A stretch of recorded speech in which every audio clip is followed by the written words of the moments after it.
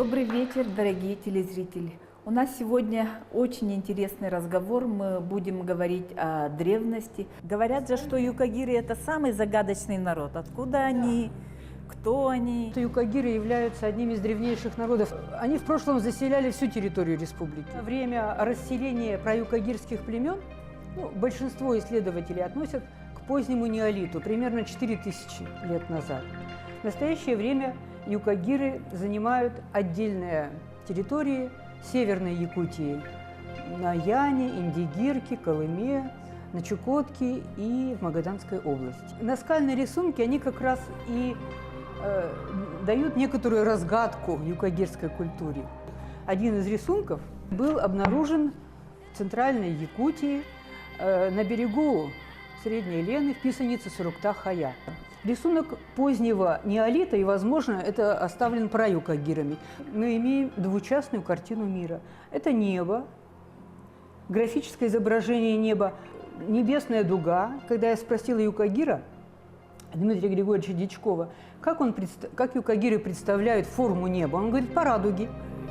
Вот лучистая радуга, солнечные лучи, перекрещенная косым крестом.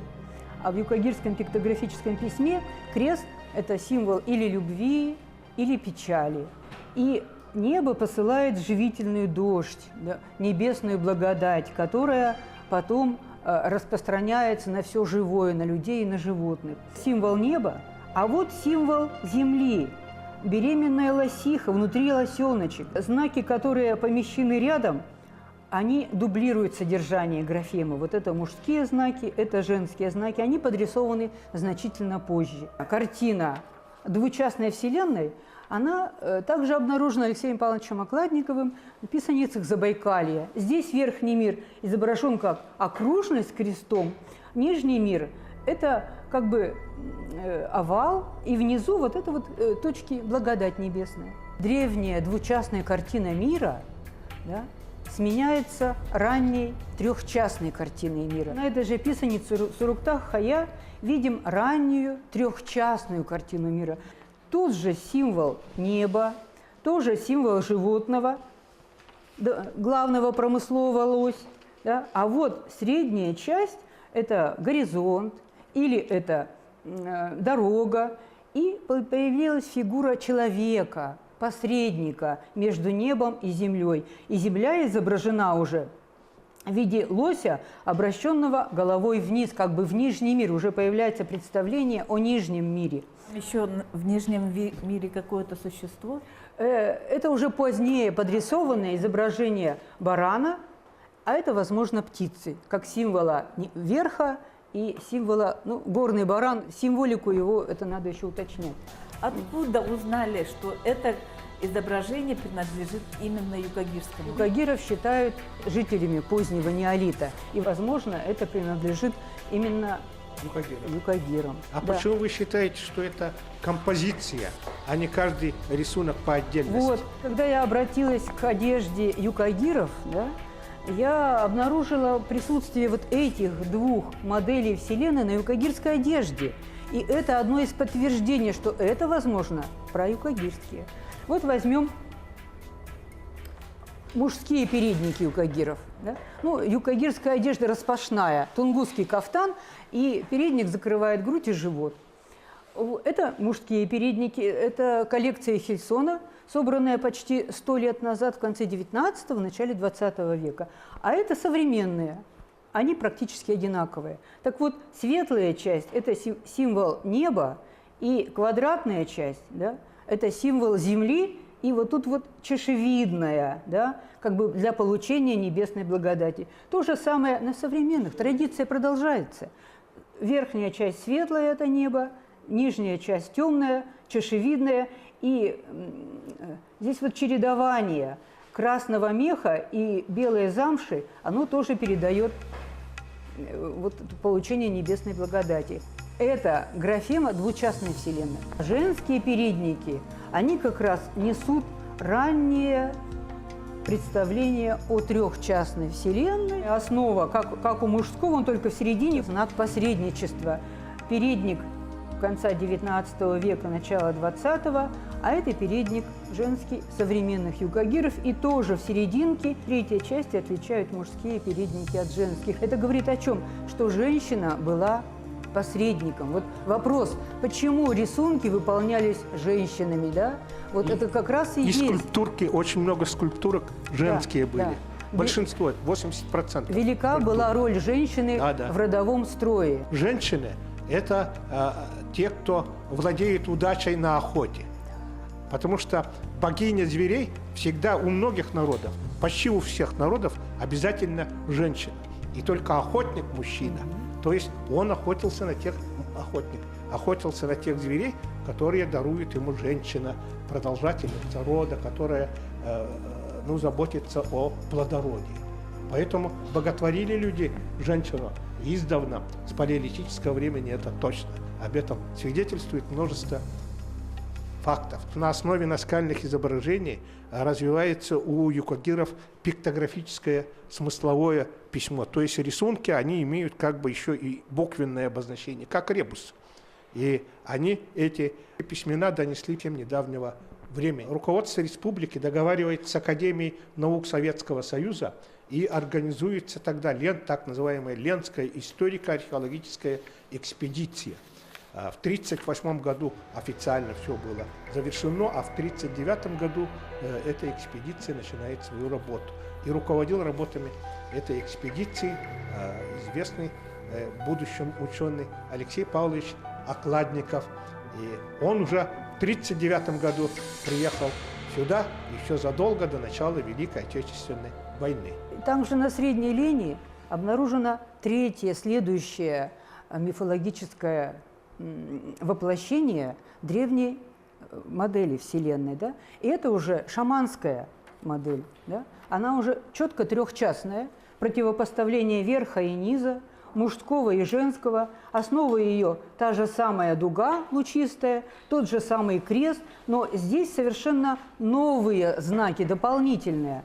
Мы видим здесь опять прямоугольник с падающей благодатью, как бы женский символ предыдущий, да? Но здесь оно занимает срединное место. И посмотрите, здесь изображен колющий предмет. Это предмет мужской власти уже, да? То есть посредник – мужчина. А нижняя часть этой графемы изображена рассеченным треугольником, обращенным вниз. Это женский символ. Женщина уже стала нижним миром. И подтверждает это вот нахождение этой суммы, это как бы послед. Да? То есть мы видим здесь графема шаманской вселенной, небо, мужские посредники и символ зла женское. Да? Вот эта графема, она не отображается в юкагирской одежде. Она совершенно не принадлежит юкагирам, потому что они охотники. Это принесенная графема вселенной, которая, видимо, была присуща пришлым племенам. Мы имеем 3 мифологические модели Вселенной практически на очень небольшой территории. Центральной Якутии, да?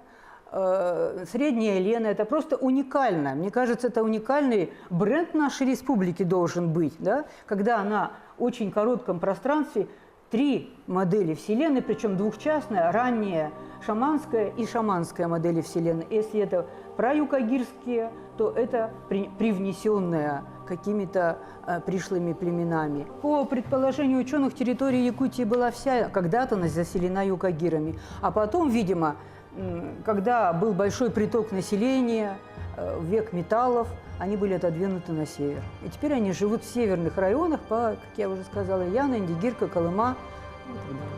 Есть исследователи, которые считают, что некогда палео-юкагиры занимали территорию на юге до Байкала. Вот все, что было до Байкала, это принадлежало древним юкагирам. А на западе им отводят территорию, но не ближе, чем Енисей, еще дальше за Енисей. Вообще юкагиров считают, что это уралоязычный народ, который вышел откуда-то с Урала и шел вдоль арктического побережья. Через северные территории он шел на восток. Так двигались в древности многие народы. И из очень далека, даже со Скандинавии, шли вот таким вот путем вдоль северных морей. Потом доходили до Чукотки, а потом с Чукотки через Берингов перешеек, который тогда Берингов мост, его сухопутно называют, выходили на Аляску и дальше расселялись по Америке. Такой путь существовал, и об этом писали исследователи, потому что многие наскальные изображения, некоторые орудия труда, они находили параллели, очень четкие параллели в Скандинавии и, скажем, в Якутии, в Скандинавии и на Таймыре, в Скандинавии и на Чукотке, и как бы показывая путь движения людей из Скандинавии в сторону Америки. Но в Америку шли не только таким путем, шли еще и вдоль Тихого океана, но это те, которые выходили из Центральной Азии, а потом вдоль побережья Тихого океана шли в сторону Чукотки и тоже вот по этому же мосту уходили в Америку. А потом со временем превращались в палеоиндейцев Америки. Они там так и остались. Ну, основное занятие это у них охота. Да, юкагиры А на охотничий народ. И сейчас вот охотники юкагиры сохраняются только в одном уникальном месте Якутии. Это Верхняя Колыма, Верхнеколымский район, село Нелемное. Там проживают юкагиры-охотники, у которых только одно домашнее животное – собака. Численность этой группы юкагиров очень небольшая. Всего юкагиров где-то 1500 человек. Перепись 2010 года. Очень древний народ и очень интеллектуальный, поэтому вот мы имеем 3 Куриловых. Все талантливы. Один сын рисует, другой писатель. У них шаманские корни. Да, а наш Гаврил Николаевич, он поэт и ученый, доктор филологических наук. Коли речь у нас идет о юкагирах, да, вот, и территория расселения юкагиров, например, она по северо-востоку Якутии, это вообще территория северо-восточной Сибири, что ли, да? Значит, здесь в арктических и субарктических районах имеется ряд тоже писаниц, но их не так много. В основном ареал распространения писаниц – это южная часть Якутии и центральная. Вот по Средней Лени известно там целый ряд, да, то, что Алексей Павлович Окладников исследовал. Но на севере также имеются в бассейнах вот рек Оленек, на Яне и Индигирки. Всего около 10 петроглифов. Да. Вот если смотреть климатические пояса, это, значит, субарктический, в основном климатический пояс, так как конкретно в Арктике там тундровая зона и уже там скал меньше, что ли. Потому как все писаницы в основном, ну и петроглифы, они связаны с этими скалами, какими-то каменными останцами. Это места, которые почитались в древности людьми. Вообще, видимо, древние люди, они считали, что внутри этих скал даже находится какой-то там дух или что-то в этом роде, да. Поэтому вот эти свои рисунки они оставляли именно вот на таких местах. Они обычно привязаны либо к каким-то отдельным таким каменным останцам, либо на перевалах горных находят. Ну, в общем-то, в таких сакральные какие-то места. В Оленекском музее это, значит, есть уникальные материалы, которые собрал Никита Девич Архипов и Иван Девич Архипов на петроглифах Оленька. Значит, это вот показано на карте Севяки, писаница. Она находится на притоке реки Оленек Арга-Сала. Вот примерно вид этого святилища. Это очень такие высокие скалы, и там у подножия имеется святилище. Так, почему оно называется святилищем? Там помимо рисунков имеются также жертвенники, жертвоприношения, которое ставил древний человек. Писаница Тангаралах, тоже святилище, там уже какие-то с шаманским культом, но Никита Девич, он считает, это древнетунгусская писаница уже. Да. Значит, вот этот известный рисунок, и там уже антропоморфные такие фигуры. В общем, это в 70-х годах было исследовано. Ну, Тангаралах, это, смотрите, по-якутски, значит, место божественное. Севяки по-эвенкийски, тоже дух, значит, это севяки, да. А есть также святилище Койка. Это вообще многоносанский какой-то самодийский, в общем, элемент. Койка тоже святилище по их. Значит, это в 87 году в 850 километрах от Оленька ниже по течению.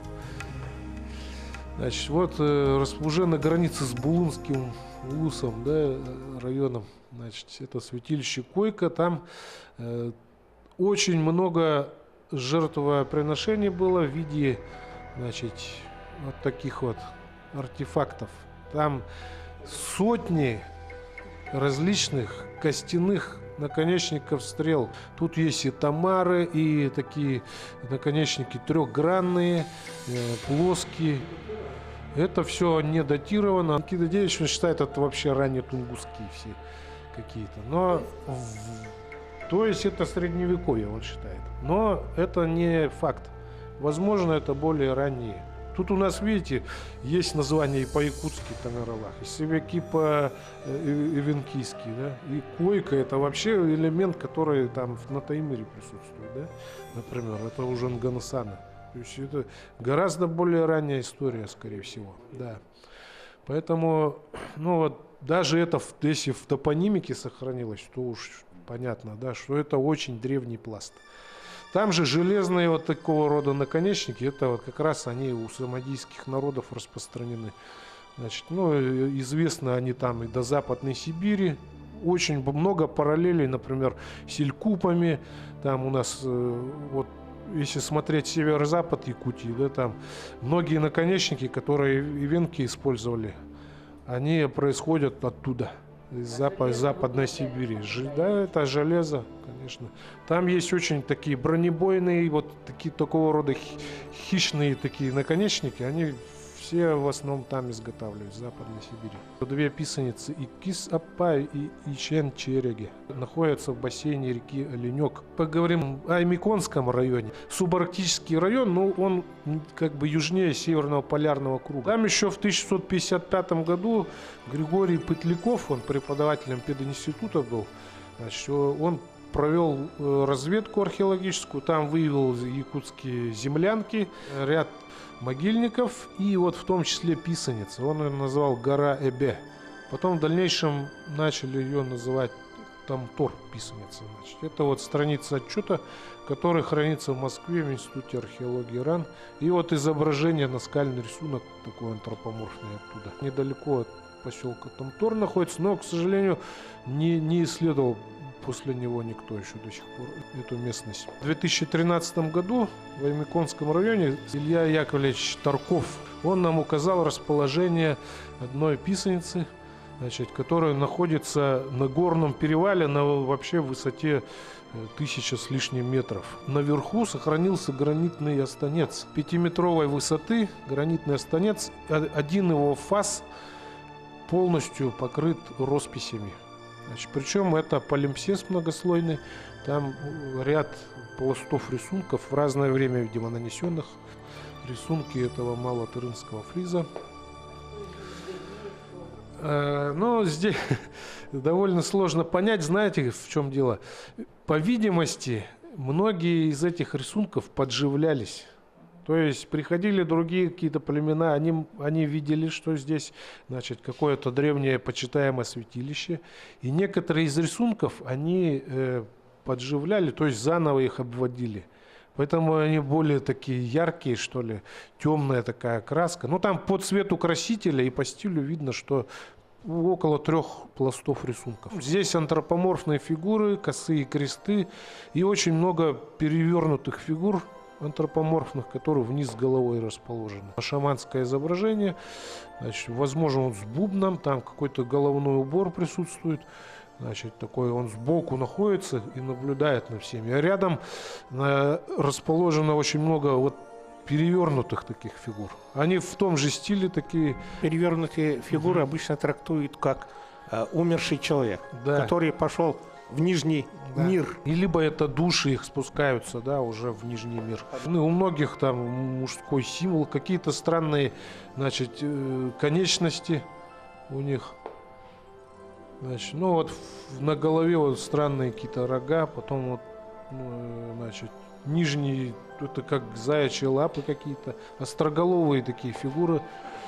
Значит, есть как будто на одной лыже стоят, вот две антропоморфные фигуры, но тоже перевернуты вниз головой. Фигура бегущего лыжника.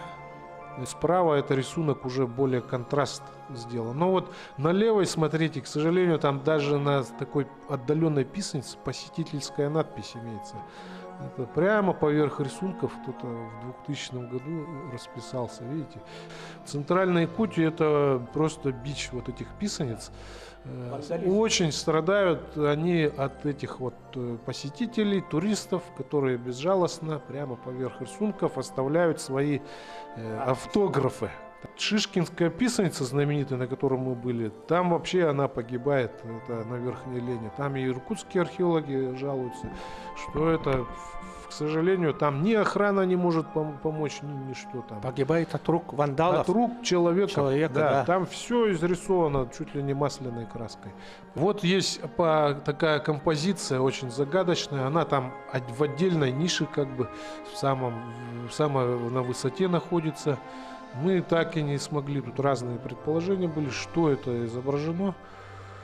Ну, тут как бы есть и антропоморфные черты, и зооморфные, то есть это какая-то поликоника, так называемая, то есть разные какие-то смыслы. Возможно, это вот самое раннее изображение вот на этой композиции Малом Тарыне.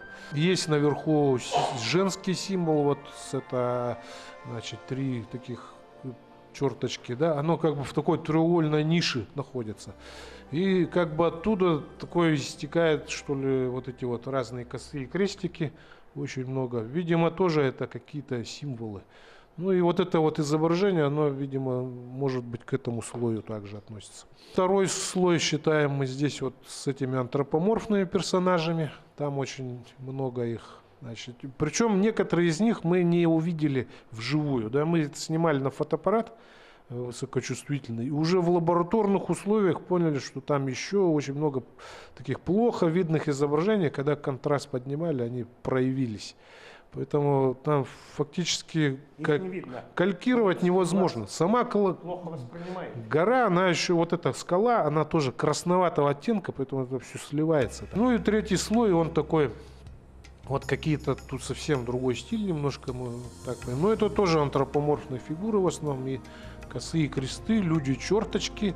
Тут какие-то символы имеются, видимо, связанные с продолжением рода, плодородием, женские, мужские. Вот эта фигура адорант, руки как бы вверх подняты, там в какой-то молельной позе. Рисунок адорант, но в технике граффити у нас вот коллеги-этнографы открыли в Момском районе, это петроглиф Бакиркичан.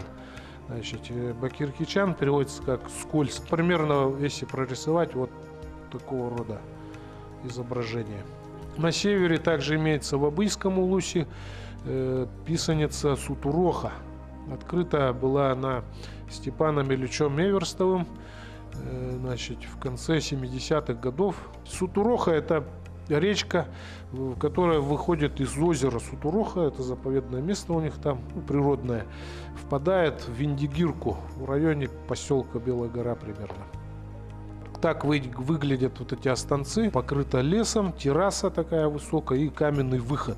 Здесь очень много антропоморфных фигур. В основном это опять остроголовые персонажи. Вот эти, возможно, точно связаны с юкагирами. Ну, тот же Степан Ильич, он считает, что вот эти люди, это конкретно предки юкагиров оставили. Много таких остроголовых человечков, что известно, вот, связано с юкагирским там эпосом, ну, с мифологией. Тут несколько антропоморфных фигур, объединенных как бы, ну, наслоенных друг на друга. Жители Сутурохи там водопровод проложили, что весьма, конечно, негативно скажется. Близко, видимо, да, от деревьев. прямо рядом с этой скалой. Есть также на Яне, но не исследованный объект. Значит, местные жители говорят, ну, это еще, значит, десятки лет назад там дошли сведения, что вот по реке, значит, Сартан, там, значит, имеется писаница, которую они называют Суруктах. Это уже склоны Верхоянского хребта. То есть туда только на лошадях можно добраться. Образом, около 10 писанец мы рассмотрели по северу Якутии. Спасибо всем. Пусть наука открывает все новые памятники на благо нашего будущего.